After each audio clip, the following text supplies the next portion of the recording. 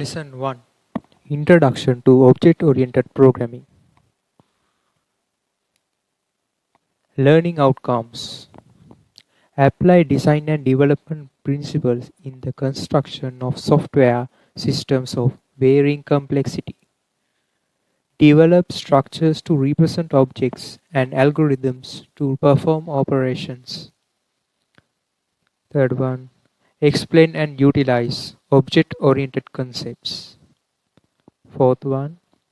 Use an industry-leading integrated development environment in brackets (IDE) to develop and manage software projects.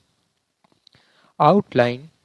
First one, object-oriented programming, introduction to Java, then Java features, finally, getting started in Java programming. According to the graph in this slide, we can divide programming languages into two categories: low-level languages, high-level languages. Low-level languages are divided into two categories: machine language, assembly-level language.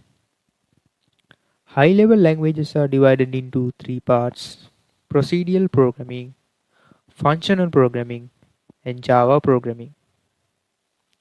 What is an object? The best definition we can give is object is a real-world entity which has a state and behavior.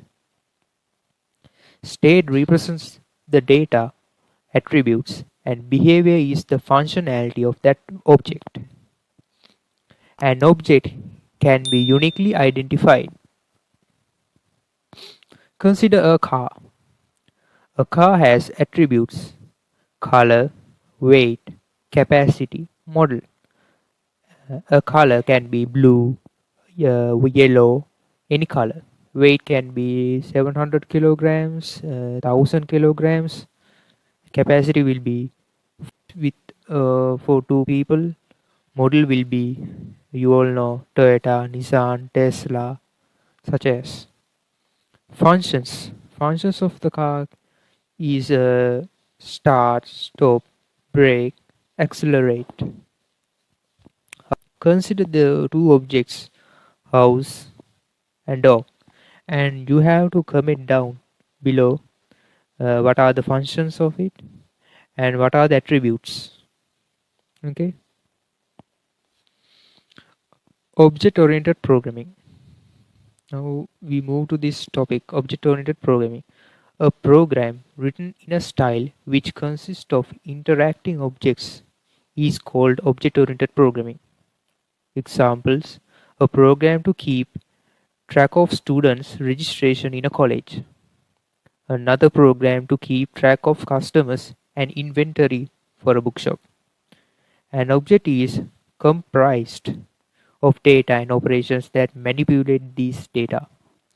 The two main concepts of object-oriented programming are objects and classes. Classes and objects.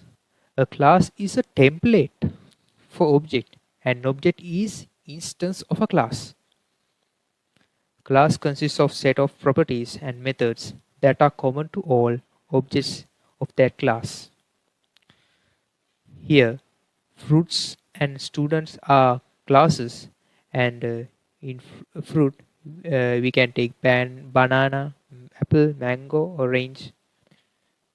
An object we can take in student class Sanduni, Gayan, Maheli, Nisal, Saman, different names.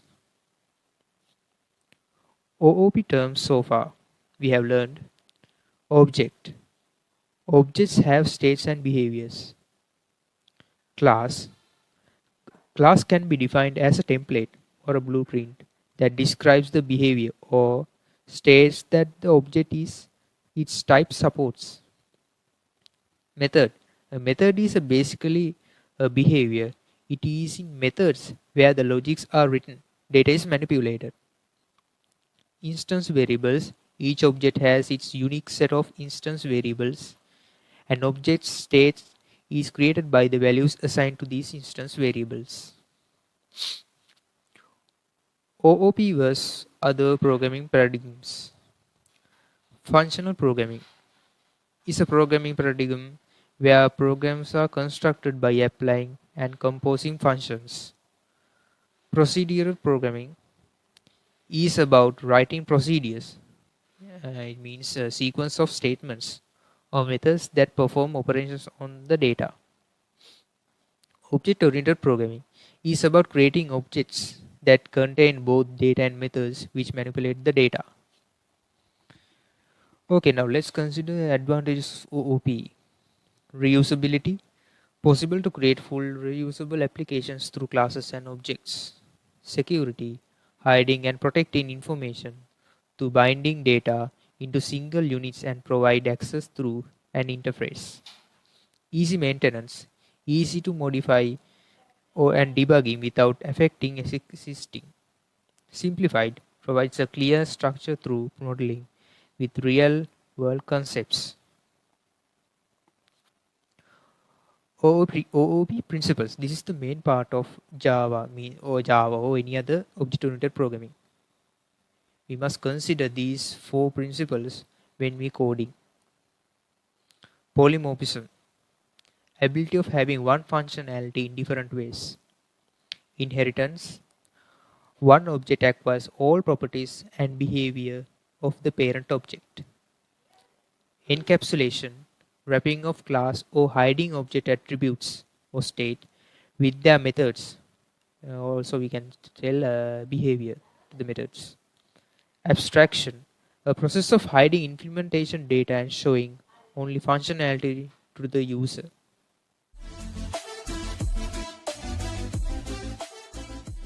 In the next video, we will take an introduction to Java programming and discuss about JVM, JRE and JDK. Until then, see you guys, and thanks for watching the video.